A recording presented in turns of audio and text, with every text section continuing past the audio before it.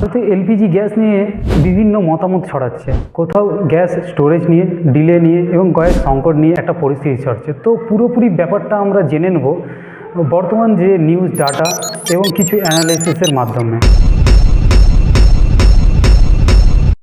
ভারত হচ্ছে বিশ্বের একটা অন্যতম এলপিজি ব্যবহারকারী দেশ।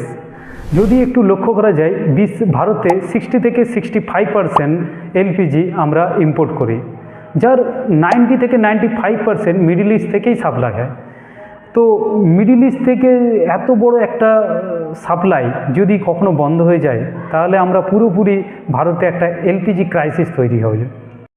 ভারতের যে পথ দিয়ে, স্ট্রেট অফ হরমুজের পথ দিয়ে ইরান থেকে যে এলপিজি সাপ্লাই আসতো, এই ইউএস আর ইরানের কনফ্লিক্টের জন্য এই সাপ্লাই চেনটা কিছুটা ডিস্টার্ব হয়েছিল। ভারতের কমার্শিয়ালে 10 দিনের বেশি গ্যাস সাপ্লাই কিছুদিনের জন্য ছিল না। কলকাতার মতন শহরেও 25% কমার্শিয়াল গ্যাস দেওয়া হয়েছিল এবং কিছু রেস্টুরেন্টে 25 থেকে 50% সাপ্লাই দেওয়া হয়েছিল। তো সিচুয়েশানটা দেখলে এটা তুমি ক্লিয়ারলি বুঝতে পারবে যে এলপিজির একটা বিরাট বড় ক্রাইসিস ভারতে চলছে। সরকার বলছে যে প্যানিক করার সিচুয়েশান কিছুই নেই। বর্তমান সিচুয়েশান 60 দিনের মতন এলপিজি স্টক করা হয়েছে।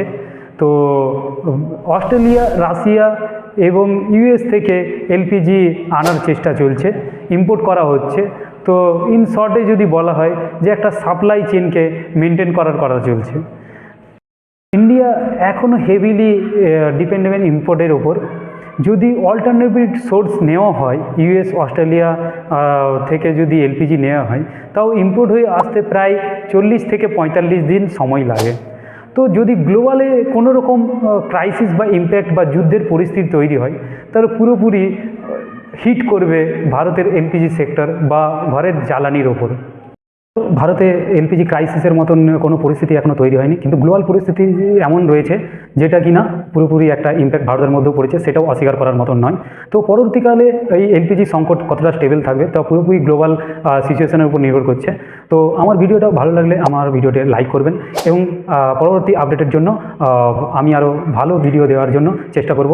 এখানে আমার সাথে জুড়ে থাকবেন, কেন এখানে ভিডিওতে কোনো হাইপ না, পুরোপুরি রিয়েল ডাটা তুলে ধরি। তো থ্যাংক ইউ। আমার চ্যানেলটা সাবস্ক্রাইব করবেন যদি ভিডিওটা ভালো লাগে। Thank you.